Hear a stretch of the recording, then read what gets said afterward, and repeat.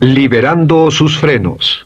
Hace muchos años, cuando comencé a estudiar las emociones negativas, el punto más crítico que descubrí fue que no se puede hacer ningún progreso hacia la salud, la felicidad, el amor y el cumplimiento del potencial mientras se insista en mantener intactas las emociones negativas. Y lo único bueno de las emociones negativas, si es que tienen algo de bueno, es que las emociones negativas no son permanentes. Lo dice hasta Sigmund Freud, no hay un lugar permanente para las emociones negativas en el subconsciente. En otras palabras, son visitantes indeseados. Son hábitos negativos o patrones de respuesta negativos que pueden eliminarse, y el punto inicial para eliminarlos es entender de dónde vinieron y entender cuáles fueron los factores causales, volviendo a la niñez temprana, que desencadenó el desarrollo de las emociones negativas y nos han dado como adultos una predisposición a ser negativos de una u otra forma. Esto nos lleva al condicionamiento de la niñez temprana. Recuerden que ya dijimos que el punto inicial de los patrones de hábitos negativos compulsivos e inhibitorios era la crítica destructiva. La crítica destructiva es el gran destructor. La crítica destructiva destruye a las personas en su interior y las deja caminando en círculos por fuera. Muchas personalidades han sido minadas y destruidas, mucha autoestima ha sido puesta de lado como resultado de la crítica destructiva más que cualquier otra cosa que podamos imaginar. La crítica destructiva es el gran asesino. Ahora, ¿por qué es eso tan malo? Sabemos que los niños en sus primeros años y al ir creciendo tienen una necesidad tremenda de amor y aprobación de sus padres. De hecho, muchos psiquiatras y psicólogos han dicho que la razón número uno de la enfermedad mental en los adultos es el retiro de amor o el amor no expresado. Sabemos que cualquier persona con prestigio, una persona que es importante para un niño, tiene un impacto enorme en ese niño, y los niños hasta la edad de 6 años tienen muy poca habilidad para discriminar entre una crítica válida y una crítica inválida. Lo que esto significa es que todo lo que diga un padre o un pariente mayor o una persona mayor, cualquier cosa que diga una persona de prestigio o una persona importante para un niño es aceptada como cierta. Es aceptada como una representación válida de la realidad. Si una madre dice eres un niño malo, o si un papá dice eres flojo, si alguien dice no eres dependiente, o si alguien dice que somos estúpidos o tontos o feos, el niño no tiene capacidad alguna para discriminar entre lo válido y lo no válido. Ese niño acepta eso como una verdadera representación de la realidad. Va más allá de la mente consciente, va directamente al subconsciente y ahí se queda. Muchos de nosotros como adultos aún estamos viviendo en base a la información negativa que recibimos cuando éramos niños. Y después como adultos, ¿qué decimos? Pues decimos así es como soy, o siempre he sido así, o algunas personas dirán, pues es de familia, tu padre era así, los hijos son así, tu madre era así, etc. ¿De dónde viene? Nada de estas cosas es de familia. Por ejemplo, cuando estaba creciendo, mis padres habían sufrido la depresión, y la depresión les produjo un impacto enorme. Y cuando hablábamos de comprar algo, lo recuerdo muy bien, mis padres se ponían muy tensos y decían, no podemos pagarlo, no podemos pagarlo, no podemos pagarlo, no podemos pagarlo. Tenían una mentalidad de carencia, esta mentalidad de no podemos pagarlo toda su vida. Y luego yo crecí, y aunque nunca he experimentado la depresión, y la mayoría de ustedes, 10, 20, 30, 40 años después, aún estamos diciendo, no puedo pagarlo, no puedo pagarlo, no puedo pagarlo. Aún tomamos como base esas frases críticas, esas frases emocionales que usaban nuestros padres. Tal vez sus padres les decían como mi padre me decía a mí una y otra vez, nunca acabas lo que empiezas, nunca acabas lo que empiezas. Nunca acabas lo que empiezas. Eres un flojo, nunca acabas lo que empiezas. Y cuando fui adulto tuve muchos problemas para acabar lo que empezaba. Al acercarme al final de la tarea, comenzaba a sentirme ansioso y buscaba cualquier excusa por posponerla o retrasarla.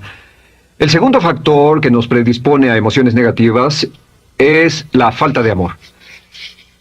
Sabemos que las personalidades de los niños se desarrollan al grado en que reciben una alta calidad y una alta cantidad de amor de sus padres. Existe una relación de 1 a 1 entre la cantidad de amor, la calidad de amor y una personalidad sana. Ese amor negado o la privación de amor es la causa clave de la infelicidad, la negatividad y la enfermedad mental en los adultos. Para que un niño se sienta realmente amado, el niño debe tener padres con buenos conceptos, y la mayoría de nosotros tuvimos padres que fueron víctimas de sus padres, que a su vez fueron víctimas de sus padres. Un escritor famoso dice que todo el mundo es víctima de una víctima. Todos son víctimas de víctimas. Nuestros padres quisieron criarnos de la mejor forma posible, pero ellos mismos fueron víctimas de víctimas. Y para que un niño se sienta realmente amado, deben existir tres condiciones. La condición número uno es: los padres deben amarse a sí mismos.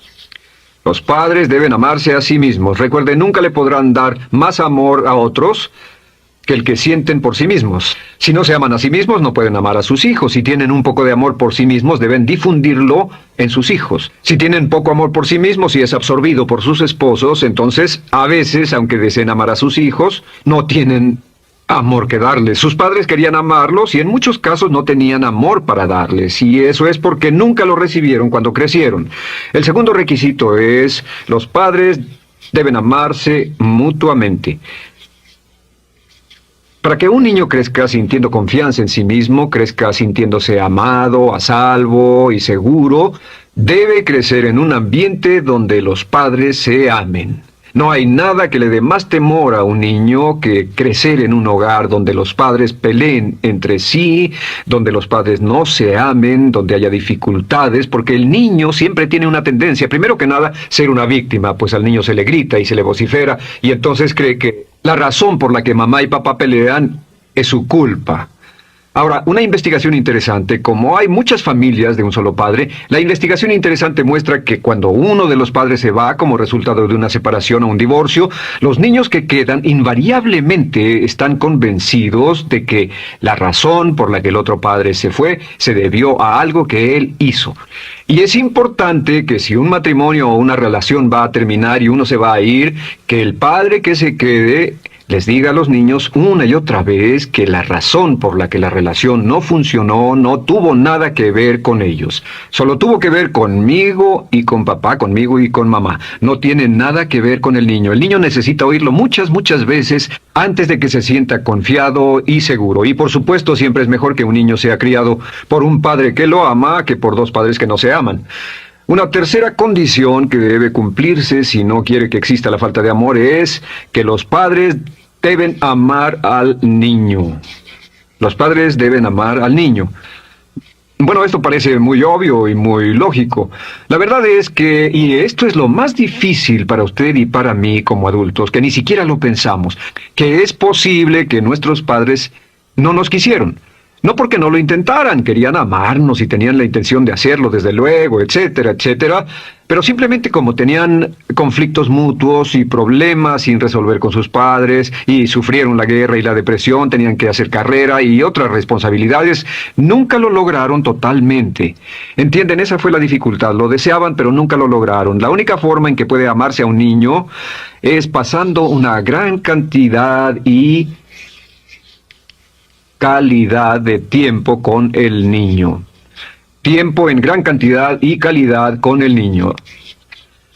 10 minutos al día no bastan. Los niños se consideran valiosos según el grado en que las personas más importantes en su vida pasen tiempo con ellos. Si las personas más importantes en su vida, sus padres, solo pasan poco tiempo con ellos, los niños concluyen que la razón para ello es que tienen muchos defectos, que hay algo esencialmente malo en ellos y que por eso sus padres no pasan más tiempo con ellos. Los niños no piensan con la razón, lo hacen en forma emocional. Solo piensan: mi padre está aquí, me ama, y si no pasa tiempo conmigo, él o ella no me aman. Y si cualquiera de esas tres condiciones existió o más cuando estaba creciendo, los padres no se amaban a sí mismos, o no se amaban mutuamente, o tal vez no lo amaban porque nunca lo lograron, aunque querían, entonces usted debe haber crecido en conjunción con la crítica destructiva que se llama culpa. ¿Y qué es la culpa? Pues simplemente la culpa es un sentimiento de no valer mucho. ¿De dónde sacamos este sentimiento? Lo obtenemos cuando continuamente gente importante nos critica en nuestra vida y simultáneamente no nos dan el amor que necesitamos. Sentimos que no valemos mucho o que no valemos nada. Y un sentimiento de culpa nos lleva a un sentimiento de falta de mérito, falta de valor y culpa. Y esa culpa, ese sentimiento de falta de mérito, es el mayor problema del siglo XX, la principal fuente de enfermedad mental. Es la fuente principal de los problemas en las relaciones, la fuente principal de enfermedad psicosomática, la fuente principal de la mayoría de los problemas que afectan a nuestra sociedad. Es el profundo sentimiento de culpa y falta de mérito que se expresa o se esconde en los pensamientos o en la actitud: no valgo suficiente, no valgo suficiente. No valgo suficiente. Ya hablamos de la autoestima y de lo importante que es. La autoestima significa me quiero mucho, me quiero mucho, me quiero mucho, me quiero mucho. Las personas que han sido criadas con críticas destructivas durante su vida no solo no se agradan a sí mismas, no sienten que sean lo bastante buenas para nadie, y en muchos casos están llenos de odio por sí mismos. Se odian a sí mismos, se autocondenan o se detestan, y verán que esto sale en sus conversaciones y sale en sus relaciones con otras personas. Las personas que no se quieren a sí mismas, aunque quieran tener buenas relaciones, simplemente no son capaces de ello. Las personas que piensan que no son buenas para nada siempre lo hacen aflorar, siempre será un problema. Ahora, ¿cuál es la razón principal de la culpa? ¿De dónde viene la culpa? La culpa viene de 3 fuentes negativas: padres negativos, influencias negativas o religión negativa. Una de las 3. Cualquiera de estas 3 usa la culpa. De la culpa se valen y aprovechan, en especial los padres y las organizaciones religiosas, por 2 razones. Una es el castigo. La culpa se usa para castigarnos. Cuando estamos creciendo, el castigar es la forma más fácil de hacer que uno se sienta mal. Nuestros padres nos hacen sentir mal castigándonos físicamente o sermoneándonos o regañándonos. Y el castigo es una forma muy eficaz de irnos conformando o de conseguir que hagamos lo que los demás quieren. La segunda razón por la que se usa la culpa cuando se practica en forma consciente, y algunas organizaciones la practican así, es para tener más control emocional en especial, porque se puede controlar a una persona emocionalmente con culpa y manipular su comportamiento. Hay muchas organizaciones que usan la culpa como una herramienta de control y manipulación. Si puede controlar a las personas con suficiente fuerza y en forma emocional, puede conseguir su dinero, puede conseguir su tiempo, puede conseguir su compromiso, demandar sus recursos, etc. Muchas organizaciones usan la culpa para aplicar un castigo. Muchas organizaciones de caridad que se anuncian por televisión, en especial las de causas benéficas que involucran a niños o a personas incapacitadas, usan un sentimiento de culpa. A usted le va tan bien que debe sentirse culpable por estas personas que sufren.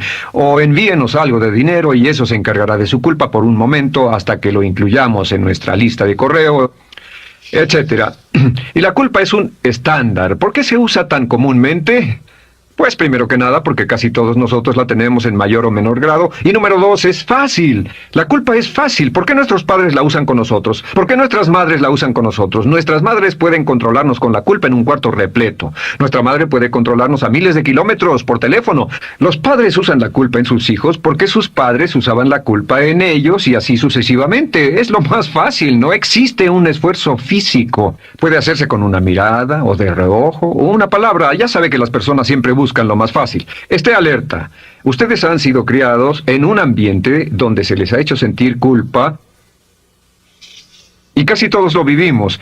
Debemos entender que la culpa es como una letrina o bacterias emocionales negativas que se colocan en la raíz de su psique o su subconsciente y activan todas las demás emociones negativas: furia, odio, envidia, resentimiento, frustración y duda, temor, etcétera. Las crea y las activa a todas, y la forma para en realidad deshacerse del centro es exorcizarlo, extirparlo, y es lo que vamos a hacer el resto de esta sesión. Primero, ¿cómo podemos saber si nos criaron con sentimientos de culpa? Bien, a esto le llamamos la manifestación adulta de la culpa. Manifestación adulta de la culpa. Puede saber, probándose a sí mismo, cuánto de esto tiene. Número 1, la manifestación adulta de la culpa es que tiene sentimientos de inferioridad, sentimientos de inadaptabilidad y de no merecer las cosas. No siente que merezca que le pasen cosas buenas. Si una persona ha sido criada con crítica destructiva y se le hace sentir culpa, entonces cuando logra éxito, aún con un tremendo esfuerzo, tiene una tendencia terrible de sentir que no se lo merece. A esto se le llama, por cierto, temor al éxito. El temor al éxito es solo otra forma de decir que la persona que ha estado condicionada a pensar de sí misma como poco valiosa o no lo bastante buena, se siente muy incómoda cuando experimenta el éxito. Se siente muy tensa y a disgusto. Realmente si sienten demasiada tensión, comienzan a aspirar cocaína, a beber demasiado alcohol, se enredarán en comportamientos autodestructivos, tendrán una sensación tremenda de ansiedad, como si alguien fuera a descubrir algo de ellos. Hay un libro en la librería que dice, si me está yendo también, ¿por qué me siento como un impostor? Tienen el llamado síndrome del impostor. ¿Alguna vez ha tenido éxito en algo y la gente ha ido a usted a decirle, vaya, hiciste un excelente trabajo, o eso es maravilloso, aunque haya sido muy duro para usted, y sintió que los demás iban a descubrir, siente como que, es decir, que iban a descubrir que realmente no es bueno, que solo fue un fraude, solo un accidente, y por supuesto es lo que dice, fue coincidencia, fue un accidente, la verdad, no sé ni cómo lo hice. Hacen todo lo posible por huir de ese sentimiento de inferioridad y de no merecer las cosas. Estén muy alertas. La segunda manifestación adulta de la culpa es la autocrítica destructiva. Hay una línea de un gran poeta que dice, aquellos a quienes se les hace mal, hacen mal a su vez. Los niños a muy temprana edad, a veces a la edad de 2 o 3 años, comienzan a menospreciarse, se desgarran, hasta se golpean y se castigan físicamente si se les critica demasiado. Siempre dicen el equivalente de no valgo suficiente o no soy muy bueno, y se castigan a sí mismos. Y la crítica destructiva es un síntoma real de un sentimiento escondido de culpa e insuficiencia. El número 3 es que, fácilmente manipuladas por la culpa, las personas pueden jalar sus cordones de culpa en forma muy simple. Realmente vemos que existen dos tipos de personas en el mundo, los lanzadores de culpa y los receptores de culpa. Invariablemente, estas personas se atraen mutuamente. Y por supuesto el lanzador de culpa es la persona que se identifica con el padre que lanzó la culpa y el receptor es la persona que se identifica con el que atrapó la culpa. Pero los lanzadores y los receptores de culpa se unen, se equilibran perfectamente, se establecen y forman una nueva generación de lanzadores y receptores de culpa. Podemos decir que usted es fácilmente manipulado por la culpa, porque ha estado muy bien condicionado. Su jefe puede tirar de su cordón de culpa, una persona en un autobús puede tirar de su cordón de culpa, una sobrecargo puede tirar de su cordón de culpa. Esté muy alerta a esto. La cuarta manifestación de culpa es que usted la usa. Usa la culpa y culpa a otro generosamente. ¿Por qué? Pues si ha funcionado en usted, la hará funcionar en ellos. Le parecerá que es un intercambio, un trato muy justo. Usa la culpa y la culpabilidad y se convierte en la base de sus relaciones con los demás. Cuando algo sale mal, les echa la culpa a ellos. Algo sale mal, culpa a alguien más. En cuanto hay un problema, busca a quién culpar. Un experimento muy interesante con la cámara escondida hace algunos años, fue que hicieron una plancha de hielo y la pusieron en la acera sin que nadie los viera. No hacía mucho frío, pero lo hicieron y observaron cómo reaccionaban las personas cuando pasaban por ahí, cuando caminaban por ahí, llegaban a esa plancha de hielo, se desequilibraban y se resbalaban, y lo primero que hacían era observar a la persona más cercana a ellos, enojados, verdaderamente furiosos. En otras palabras, buscaban a quién culpar. Y si no había nadie cerca de donde habían caído, se levantaban otra vez, miraban a su alrededor, no había nadie y entonces pateaban el piso, pateaban con fuerza y se iban. Nuestra tendencia natural cuando algo sale mal es buscar a alguien o algo a quien culpar, en especial si nos criaron con una culpa continua. Y la quinta manifestación es lo que llamamos lenguaje víctima. Ahora recuerden que hablamos sobre la ley de concentración. Dice, lo que siembras cosecharás. También dice, si usas lenguaje de víctima, mantienes viva la culpa, la refuerzas, la edificas, la cultivas, la utilizas. El lenguaje víctima es lenguaje como no puedo. No puedo, no puedo. Cuando dice no puedo, no puedo, no puedo, envía un mensaje a su mente subconsciente y la mente subconsciente comprende que está inhabilitado, que no tiene control, que es una víctima. Y cuando desea poder hacer algo, su mente subconsciente retroalimenta su mensaje y dice no puedes, no puedes. Y lo segundo que dice es tengo que, y otra vez no tengo control, no estoy a cargo. Pero existe otra expresión del lenguaje víctima que debemos evitar, y es esta: trataré. Trataré, sea lo que sea, trataré. ¿Qué significan las palabras trataré? Pues déjenme decirles qué significan. Significan voy a fracasar y lo digo anticipadamente para que no me vengan con represalias. En otras palabras, dice trataré de llegar a tiempo, pero lo que está diciendo es tal vez llegue tarde y no pueden reclamarme porque dije que trataría. Cuando una persona dice trataré, está disculpando su fracaso por anticipado. Si fuera al doctor y el doctor lo examinara, lo auscultara y le dijera, pues está en pésimas condiciones, tendremos que intervenir, debemos llevarlo al hospital ahora mismo, me sorprende que haya llegado aquí, usted dirá, bueno doctor, espero que haga un buen trabajo. Y él dice, trataré. Si él dice eso, usted seguramente buscará otro médico. O si va a un abogado. Lo culpan de algo y va a un abogado y le presenta su caso y dice, oiga, va a defenderme, y él dice, trataré. ¿Qué está diciendo? Está diciendo, escuche, he estudiado el caso y por lo que veo no hay mucha esperanza, pero lo tomaré de todos modos. Trataré son los que tratan de conseguir que les pague por anticipado. Otro juego de palabras que no debe usar. Por cierto, con respecto a trataré, lo que debe decir es lo haré o no lo haré. No trataré. Si alguna vez en nuestro negocio, tenemos un negocio muy activo, si llamamos a alguien y le pedimos alguna cosa o algún trabajo y dice trataré de conseguirlo para el viernes o trataré de terminarlo a tiempo, al instante sabemos que lo que quiere decir es que quiere sentirse libre, no comprometerse. Así que nunca dejamos que nadie se vaya con un trataré, debe ser hecho o no, y queremos obtener una seguridad. Si hace falta, nosotros lo hacemos. Cuando dicen trataré, lo que están haciendo es que se están lavando las manos. Esté alerta, la otra palabra es desearía. Dicen que un deseo es una esperanza o una meta sin energía detrás. Desearía. ¿Qué significa un deseo? Desearía significa que me gustaría tener algo, pero sé que nunca lo podré tener. Cuando dice desearía bajar de peso, ¿qué significa? Las palabras no dichas son, pero sé que no puedo. Porque no por las excusas que tiene y el metabolismo que tiene y los problemas, etcétera. Siempre hay razones por qué debe salir, etcétera. Desearía dejar de fumar, desearía estar en forma. Desearía, desearía, desearía. Cuando usa la palabra desearía, le muestra al subconsciente que esto es algo que no cree que le sea posible lograr o adquirir. Entonces el subconsciente descarta completamente esto como meta y no le da energía, ni motivación, ni impulso, ni deseo de lograrlo. Así que esté muy alerta al lenguaje víctima. Esté alerta a la expresión sí, pero. O lo haría, sí, pero. Alguien le dice, haga esto, y usted dice, sí, pero. La palabra pero, por cierto, es el gran borrador. Si una persona le dice, podría incrementar sus ingresos o incrementar su rendimiento, ser una persona mejor o más feliz o bajar de peso o lo que sea, no importa. Y usted dice, sí, pero. Lo que está diciendo es que está borrando toda la aseveración que ha dicho antes. Manda un mensaje a su subconsciente que dice, no hay posibilidad. Y no hace esfuerzo, no otorga energía, no ejerce capacidad alguna hacia el logro de esa meta. Y las personas que han sido criadas con culpa tienen 5 cualidades o 5 manifestaciones de adultos. Una es que se sienten inferiores, se sienten inadecuadas, sienten que no merecen que les pasen cosas buenas. Estén muy alertas a eso. El número 2...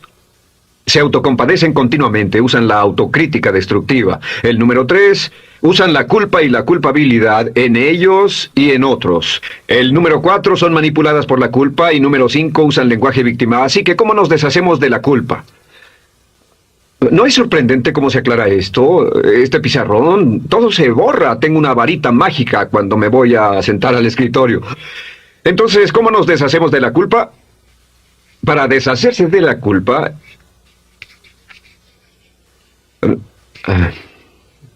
este es el proceso. Tiene algunos pasos importantes. Número 1, el primero de la lista, elimine la autocrítica. Elimine la crítica autodestructiva. En otras palabras, nunca diga nada destructivamente crítico de usted mismo.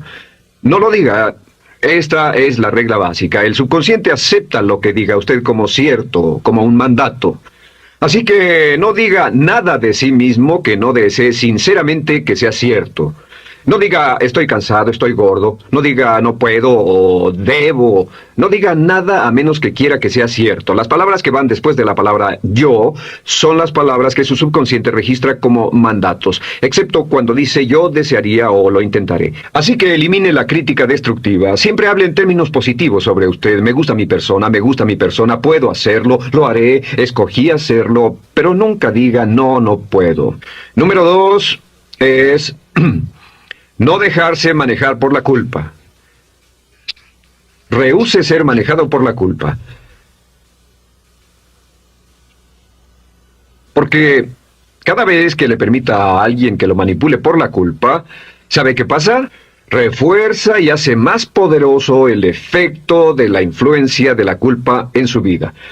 Cuando yo crecí, debo decir que yo crecí en una familia que estaba muy influenciada por la religión negativa. Realmente mi madre, Dios la bendiga, tenía un cinturón negro en el pecado e hizo un trabajo verdaderamente soberbio en ello.